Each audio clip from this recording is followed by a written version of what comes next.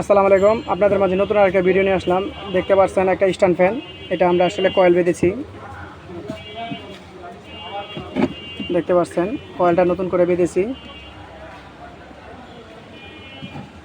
দেখেন,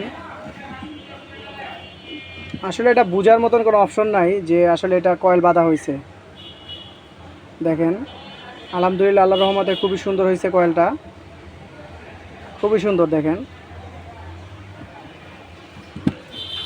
দেখতে পাচ্ছেন।